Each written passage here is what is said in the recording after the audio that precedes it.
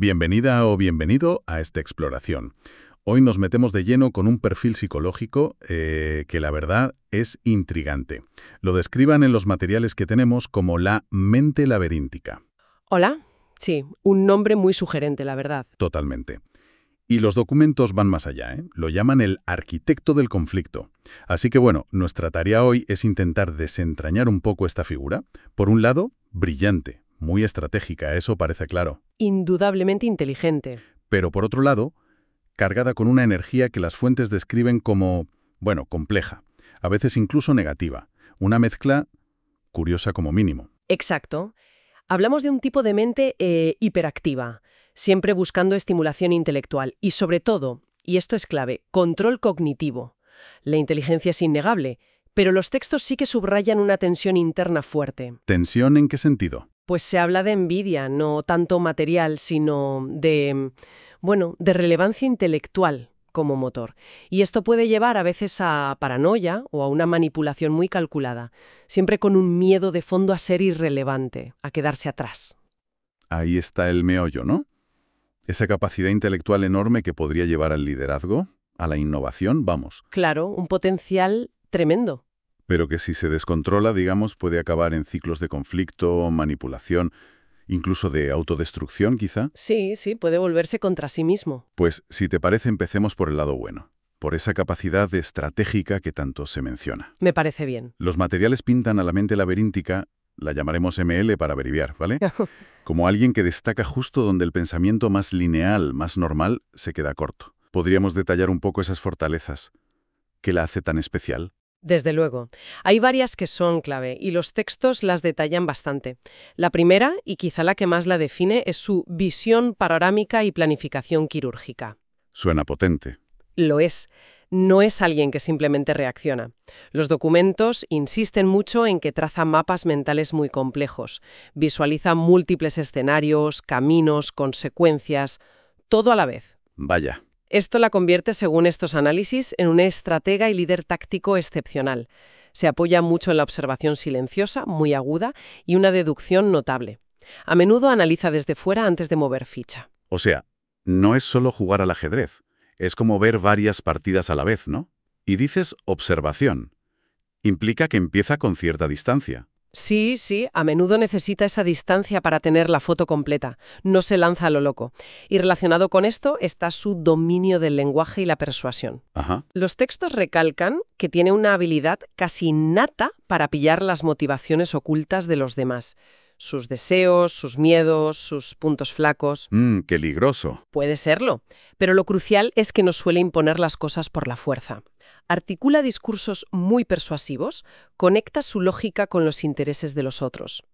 Una fuente dice que mueve hilos invisibles, consigue que otros hagan suyas sus ideas. Eso suena a una herramienta increíblemente poderosa, tanto para construir como para, bueno, para manipular. Imagino que ahí está esa dualidad de la que hablábamos al principio. Exactamente, es un filo muy, muy delgado, ya entraremos en eso. Pero en su lado positivo es una habilidad clave para negociar, para liderar inspirando. ¿Vale? ¿Qué más? Otra fortaleza que se destaca es la creatividad en el caos. Donde otros ven confusión, crisis, la M le parece detectar oportunidades. Curioso. Los análisis sugieren que genera soluciones híbridas, poco convencionales, conecta ideas que parecen no tener nada que ver. Tiene una capacidad notable para transformar la incertidumbre en un campo de juego para innovar. Entiendo. Como si la complejidad, en vez de agobiarla, le estimulara. Y su energía. Se habla de un dinamismo especial. Sí, lo llaman dinamismo selectivo. Los documentos lo vinculan a un metabolismo mental acelerado. Mencionan incluso una posible conexión con la tiroides, según el modelo que usan. Ah, mira. Pero, y esto es importante, esa energía no es constante para todo.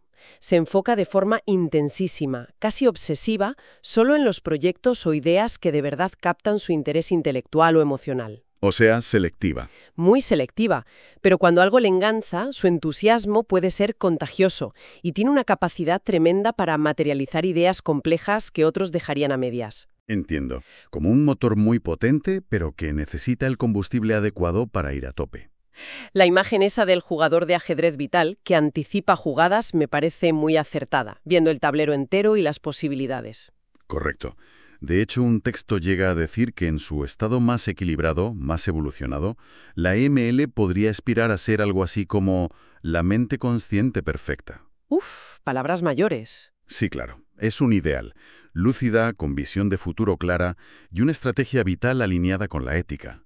Marca el potencial positivo, digamos. Un potencial impresionante, la verdad. Pero como decíamos, esa misma inteligencia tan prodigiosa parece tener un lado oscuro.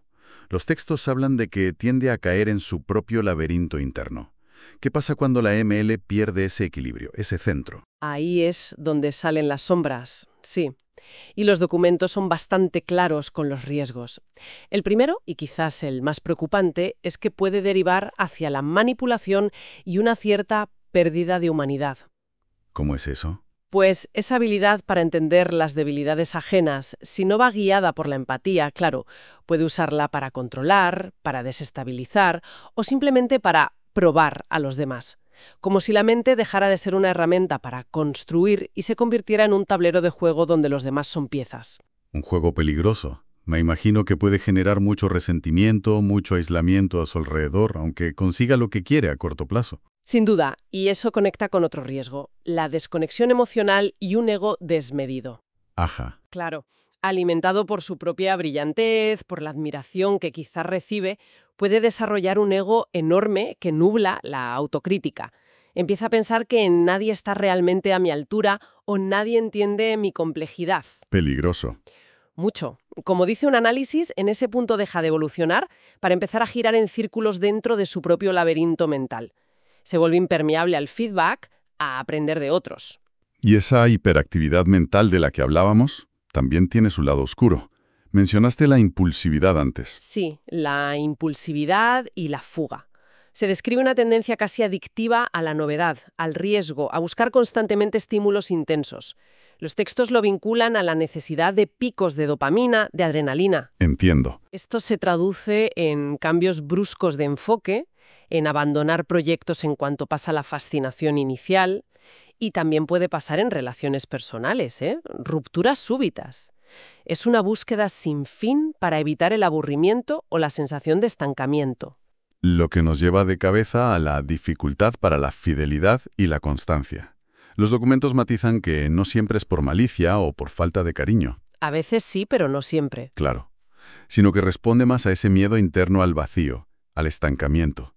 Parece que el aburrimiento es peor enemigo que la soledad o el conflicto para este perfil. Necesita renovación constante, sea en el trabajo, en lo personal, en lo emocional. Exacto. Viven ciclos que las fuentes describen como de fascinación intensa seguida de fuga abrupta. Y cuidado también con el lenguaje como arma. ¿En qué sentido? Su agudeza mental, más su dominio del lenguaje, puede volverse cortante. Es capaz de usar las palabras con una precisión quirúrgica para desarmar, herir, ganar discusiones sin levantar la voz. Uf. Si falta empatía, puede instalar miedo o inseguridad en los demás. Se convierte en alguien brillante, sí, pero temido. Un arsenal intelectual que puede ser muy destructivo. Y por último, se menciona una resistencia a la autoridad. ¿Cómo se manifiesta eso? Es un rechazo casi visceral, según describen, a las jerarquías rígidas o a las órdenes que ve como ilógicas o arbitrarias. No acepta la autoridad porque sí, necesita respetarla intelectualmente. Vale. Si no es así, tiende a confrontar directamente. O si no puede, se aísla y va por libre. Lo que, claro, le puede convertir en un colaborador muy difícil en empresas o entornos muy estructurados. Es, de verdad, un retrato de contrastes muy, muy marcados. Una brillantez estratégica, creativa, innegable, pero que convive con un potencial de autodestrucción y una complejidad en las relaciones enorme. Fascinante y problemático, sí. Después de ver estas luces y estas sombras, la pregunta clave es, ¿qué mueve realmente a la mente laberíntica? ¿Qué motor interno explica este comportamiento tan complejo, a veces tan contradictorio, que describen los materiales? Pues los análisis que tenemos apuntan a dos ejes principales, que actúan como motores, digamos. Por un lado está su motivación clave, y la identifican claramente como el control cognitivo. Control cognitivo. ¿Qué significa exactamente? O superado. Para la ML, saber no es solo poder en abstracto, es también seguridad. Necesita dominar la información para reducir la incertidumbre. Ya. Los textos usan la metáfora de que opera desde una torre de vigilancia mental, desde donde analiza y planifica. Busca ganar la partida de la vida, con ingenio, con anticipación. Entender para controlar entonces. Pero no necesariamente por dominar a otros, sino como un mecanismo de seguridad personal, ante un mundo que ve complejo y quizás amenazante si no lo descifra. Esa es una lectura muy ajustada a lo que sugieren, sí. Y complementando esto está el miedo subyacente, que es igual de potente. Lo describen como un pánico casi existencial a ser superado intelectualmente. A quedarse atrás. Exacto, a volverse irrelevante, al estancamiento. Este terror a la irrelevancia, lo llaman así en un documento, se considera la raíz profunda de la envidia, que mencionan como su pecado capital en este modelo. Pero ¿envidia de qué? No tanto de cosas materiales, es más miedo a desaparecer del mapa de las mentes influyentes, a dejar de ser relevante en el juego intelectual. Odia la pasividad, ser un simple espectador. Entonces, esa hiperactividad mental, esa búsqueda constante de estímulos, de nuevos proyectos, de cambios, es en el fondo una lucha desesperada contra esa sensación de irrelevancia, de estancamiento. Ujú. Una forma de autoconfirmarse todo el tiempo que su existencia mental tiene valor, tiene propósito. Exactamente. Es una defensa activa contra la inercia. Hay una reflexión clave en el material que dice, no puede soportar ser un espectador, debe ser un arquitecto de posibilidades. Arquitecto de posibilidades. Su constante análisis de construcción, reconstrucción de ideas, de proyectos, a veces de relaciones, es una manifestación de esa lucha. Y como dijimos antes, el modelo lo vincula fisiológicamente, por así decirlo, a esa posible conexión con la tiroides, un metabolismo mental acelerado, una necesidad interna de estímulo para no sentir que se apaga, que se queda obsoleto. Entendido. Pues profundicemos ahora en cómo interactúa este arquetipo. Los documentos mencionan patrones de relación con otros tipos de personalidad. ¿Qué dinámicas sociales suelen darse? Sí, los análisis describen patrones bastante definidos, aunque bueno, siempre hay matices individuales, claro está. Parece que la ML tiende a tener una mejor dinámica, o al menos una convivencia más fácil, con tipos descritos como joviales. Los joviales. Sí, por su naturaleza más tolerante, optimista, a menudo actúan como amortiguadores sociales para la intensidad de la ML. También se menciona una relación funcional con los sensuales conciliadores, Ajá. aunque se matiza que suele ser para obtener apoyo emocional más bien superficial o práctico, no necesariamente profundo. Interesante. ¿Y dónde saltan las chispas? ¿Con qué tipos de personalidad es más probable el conflicto? El choque es más previsible, según los textos, con tipos descritos como marciales. De hecho, se habla explícitamente de una repulsión energética hacia Marte. Marte. Se refieren A perfiles muy directos, confrontativos, dominantes, y también choca con perfiles muy estructurados, muy rígidos, que no toleran que se salga de la norma. lógico. Además, choca con personas que piden mucha constancia emocional, mucha previsibilidad en las relaciones. Algo que a la ML, por su naturaleza cambiante y su miedo al estancamiento, le cuesta mucho ofrecer de forma sostenida. Tiene sentido, sí. Dada su necesidad de cambio y su resistencia a la autoridad, porque sí. Y en cuanto a su enfoque general en las relaciones, prima lo estratégico sobre lo afectivo. Los documentos sugieren que si no hay un trabajo consciente de desarrollo personal, la ML tiende a formar alianzas estratégicas más que amistades basadas solo en la afinidad emocional. O sea, Las relaciones pueden volverse instrumentales. Se valora más la utilidad, el estímulo intelectual, el beneficio mutuo, que la conexión emocional profunda. Esto no quiere decir que sea fría necesariamente, pero sí que puede haber una cierta distancia o cálculo si no cultiva activamente la empatía y la vulnerabilidad. panorama relacional complejo también. Pero hay esperanza de evolución. Los materiales hablan de un camino de desarrollo, una integración hacia un arquetipo que llaman el pensador lógico. ¿En qué consiste esa transformación? Sí, esa es la vía de crecimiento que proponen. Y es interesante porque no se trata de anular la naturaleza de la ML, sino de integrarla, de madurarla. ¿Cómo? Implica varios pasos claves, según los análisis. Primero, calmar la impulsividad mental. Aprender a enfocar la atención de forma más sostenida, más profunda. No solo saltar de una idea brillante a otra. Vale, foco. Segundo, desarrollar un pensamiento lógico más sistemático, más riguroso, que complemente esa agilidad mental intuitiva que tiene, pero que a veces es desordenada. Tercero, y esto es crucial, transformar la tendencia a la manipulación en influencia ética. Influencia ética. Usar su inteligencia para guiar, para inspirar, para construir consensos, en lugar de dominar o controlar desde la sombra. Y cuarto, aumentar la fidelidad y la constancia a través de compromisos conscientes, elegidos libremente, sí, pero mantenidos con disciplina, con responsabilidad. Suena un desafío. Considerable. Integrar esa brillantez casi caótica con la fiabilidad, la estructura, ser genial y además consistente, requiere mucha autoconciencia y trabajo, ¿no? Sin duda. Pero lo interesante del planteamiento, como lo exponen, es que no busca convertir a la ML en otra cosa, sino en la mejor versión de sí misma, integrando las fortalezas del pensador lógico, el rigor, la estructura, la ética aplicada. Alinear genialidad y consistencia. Exacto. Pasar de ser un líder o colaborador imprevisible, aunque brillante, a uno verdaderamente efectivo, confiable y constructivo a largo plazo. Los documentos incluso sugieren estrategias prácticas para ayudar en esto. ¿Cómo cuáles? Pues técnicas de enfoque tipo Pomodoro para la dispersión, la regla de esperar 24 horas antes de decisiones importantes para frenar la impulsividad, entrenamiento activo de la empatía con escucha profunda, asumir compromisos públicos con hitos concretos para no abandonar proyectos, o prácticas de mindfulness activo para calmar la mente sin perder agudeza. Herramientas concretas para ese camino de integración. Muy bien. Para ir cerrando, el material termina con una reflexión que me pareció muy sugerente. La idea de que la mente laberíntica es, en cierto modo, un reflejo de la mentalidad de hoy en día. ¿Podrías ampliar un poco esta conexión? Sí, es una reflexión final potente, la verdad, que da que pensar. Presenta a la ML como una especie de espejo de la mente moderna en la era de la información. ¿En qué sentido? Hiperconectada, bombardeada constantemente por estímulos, analítica hasta el exceso, a menudo fragmentada.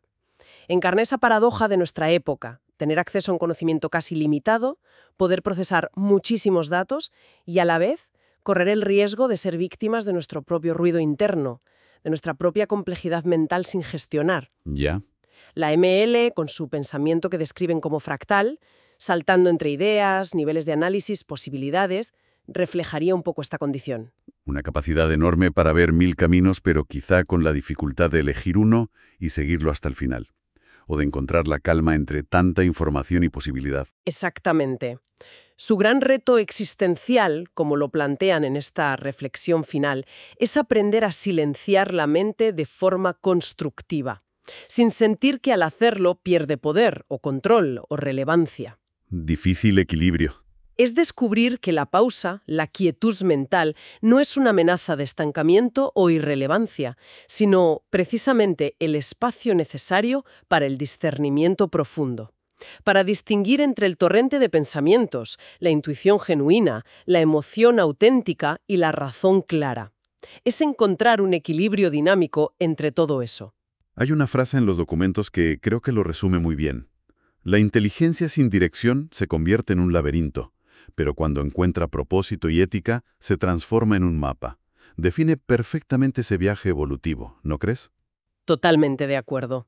Es una imagen muy poderosa. Pues hemos recorrido hoy la intrincada arquitectura de la mente laberíntica, desde su capacidad estratégica y creativa, que es deslumbrante la verdad, Sin duda.